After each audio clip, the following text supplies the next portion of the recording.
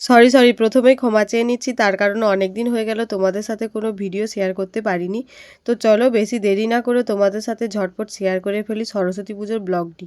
ওই দিন আমরা কোথায় কোথায় ঘুরতে গিয়েছিলাম, কি কি করেছিলাম সবটাই তোমাদের সাথে শেয়ার। তো তোমরা তো জানোই সরস্বতী পুজো মানে বাঙালির ভ্যালেন্টাইন্স ডে, আর প্রত্যেকটা বাঙালি ছেলে মেয়েদের কাছে একটা আলাদাই ইমোশন। আর ছোটবেলায় এই দিনটা তো আমার খুবই স্পেশাল ছিল। সেই সকালে ঠান্ডার মধ্যে স্নান সেরে মায়ের কোন শাড়িটা পরবো সেটা পছন্দ করে রাখা, কসমেটিক্স এর জিনিস নিয়ে গিয়ে সাজার জন্য দিদিকে বিরক্ত করা, আরো কত কিছু। সেই সব দিন চাইলেও আর ফিরে পাবো না। যাই হোক, সেদিন আমরা প্রথমেই চলে গিয়েছিলাম আমাদের প্রাণের শহর তমলুক।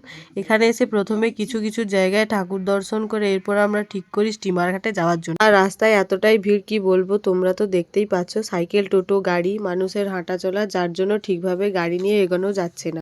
কোনোভাবে একটু এগিয়ে দেখি বর্গভীমা মায়ের মন্দিরের একটু আগে থেকে সমস্ত বাইক ও গাড়িকে সামনে এগোতে দিচ্ছে না, ওখান থেকেই ফিরিয়ে দিচ্ছে। তাই আমরা সামনে পার্কিং এ গাড়িটা রেখে হেঁটে হেঁটে স্টিমার ঘাটের দিকে যাচ্ছি। আর এই দিনেও দেখো বর্গভীমা মায়ের মন্দিরে কতটা ভিড় হয়েছে। যাই হোক, রাস্তা ধারে পুজো দেখতে দেখতে আমরা কথায় কথায় পৌঁছে যাই স্টিমার ঘাটে। এখানে এসে দেখি অনেক মানুষ ঘুরতে এসেছে, তা তো তোমরা দেখতেই পাচ্ছ।